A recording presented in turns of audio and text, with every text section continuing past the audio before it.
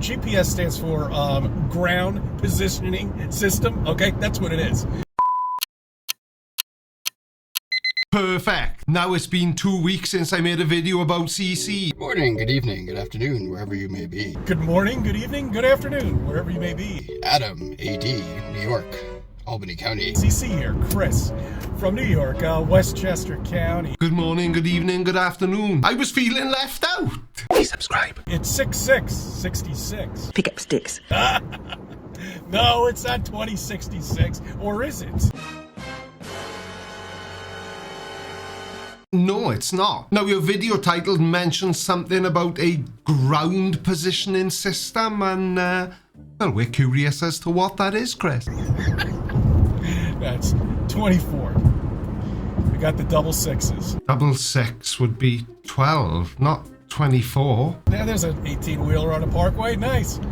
Making all the traffic because of his stupidity. He didn't put on his GPS, and remember, GPS stands for ground positioning system. Okay, that's what it is. Yeah, of course it does, Chris. And I suppose Wi-Fi stands for Wizardry and Fairy Dust Interface. You know, I'm a big believer in time travel. Well, I've got to be honest, that doesn't actually surprise me at all. But it does explain why you're a flat earther, possibly. You're from the past. You know, way back in the past, before people even knew that the Earth wasn't flat. You know, I really am. I wish it was possible, but unfortunately, I think it would take all the power of this flat land that we live on in order to create a wormhole or a interdimensional portal. Chris, now you're a lot of things. You're a flat earther for one. You're a gigantic conspiracy theorist who doesn't trust anything anyone says.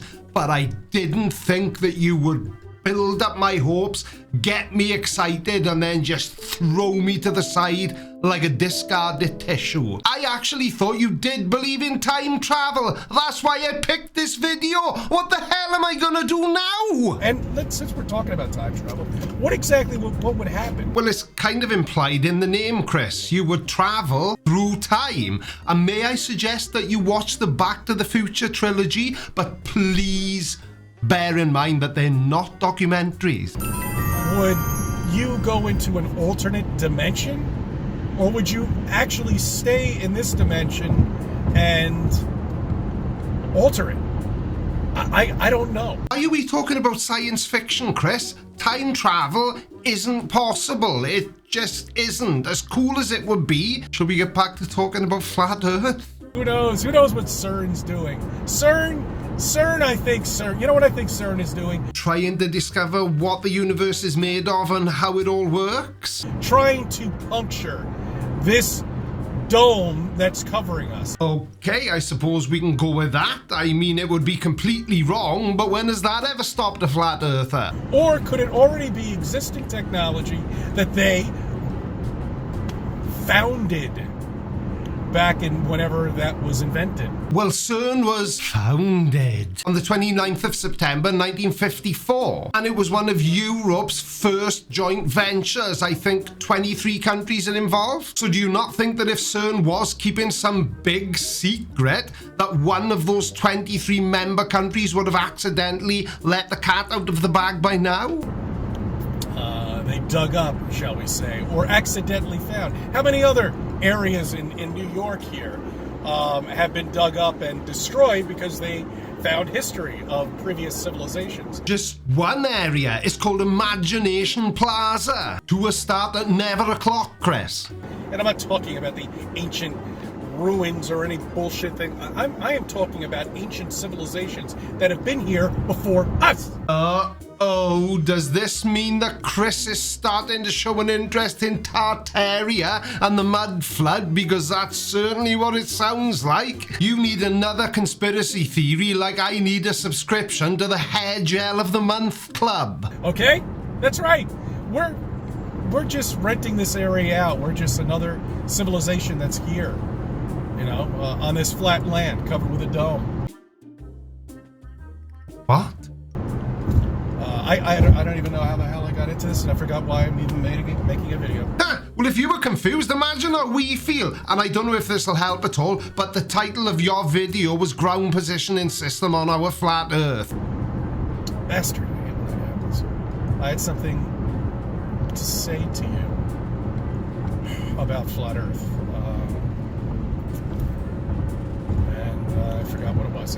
All right, it doesn't matter. It doesn't really matter.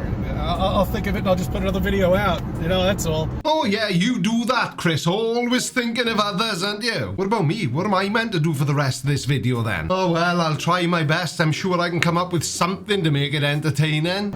That's all. But I want to get back to the ancient ruins and unearthing stuff that people don't know what it is, technology from previous civilizations. And would it be too much to expect some examples of this technology that you're referring to, or do we just have to fill in the blanks for ourselves again? And don't forget, Chris, at one point in our history, a knife or an axe would have been considered a technological breakthrough. What happens to the people from that civilization? They die. I mean, it happens to us all. I don't know. I don't even know how God, he or she, whoever it may be, actually decides to appoint when to get rid of that civilization and say, I'm going to create another civilization. Yeah, I don't think it works that way, Chris, and I certainly know that God has got nothing to do with it. When ancient civilizations die out, it's for any number of reasons, like environmental changes, resource depletion, economic troubles, war and invasions, disease.